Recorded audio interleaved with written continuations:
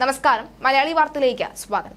സർവകലാശാലയിൽ ഒരു മുഴ മുന്നേ എറിഞ്ഞ ഗവർണർ സർക്കാരിനിട്ട വെടിപൊട്ടിച്ചതോടുകൂടി കലിതുള്ളി CPM.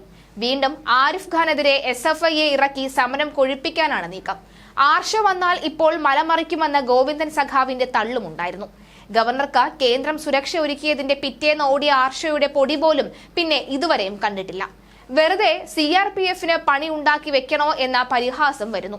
എന്തായാലും വീണ്ടും ഗവർണർ സർക്കാർ പോർ മുറുകുകയാണ്. സർവകലാശാലയിൽ കയറി കളിച്ചേക്കരുത് എന്നാണ് CPM ആരിഫ് ഖാനെ വെല്ലുവിളിക്കുന്നത്.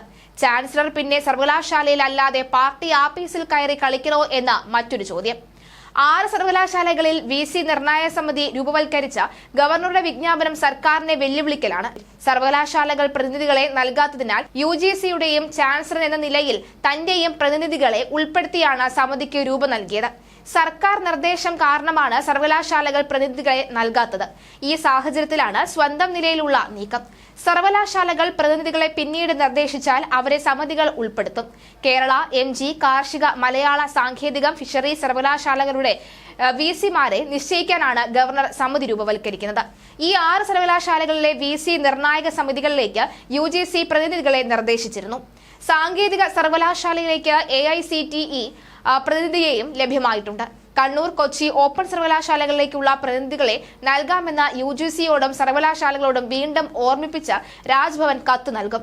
ഉടൻ മറുപടി കിട്ടിയാൽ അവരെയും ഉൾക്കൊള്ളിക്കും. അല്ലാത്ത പക്ഷം VCയെ പുതിയ സമിതി കണ്ടെത്തും. ഇത് വലിയ നിയമ പോരാട്ടമായി മാറുമെന്ന വിലയിരുത്തലുണ്ട്. അതുകൊണ്ട് തന്നെ കരുതലോടെയാണ് രാജ്ഭവന്റെ ഓരോ നീക്കവും. VCമാരുടെ നിയമനം വൈകുന്നത് പ്രതിസന്ധിയാണ് എന്ന വിലയിരുത്തലിലാണ് ഈ നീക്കം.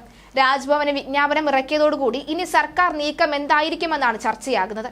വിജ്ഞാപനം ഓരോ സർവകലാശാല സിൻഡിക്കേറ്റുകളും കോടതിയിൽ ചോദ്യം ചെയ്യാൻ ഇടയുണ്ട്. സർക്കാരും ഗവർണർക്ക് എതിരെ രംഗത്ത് വരും. അതേസമയം VCമാർ ഇല്ലാതെ ഒരു വർഷത്തോളമായി സാഹചര്യത്തിൽ ഹൈക്കോടതി നിർദ്ദേശപ്രകാരമാണ് നടപടിയെന്നാണ് രാജ്ഭവന്റെ നിലപാട്. അതുകൊണ്ട് തന്നെ കോടതി തീരുമാനം കേസിൽ നിർണായകമാണ്.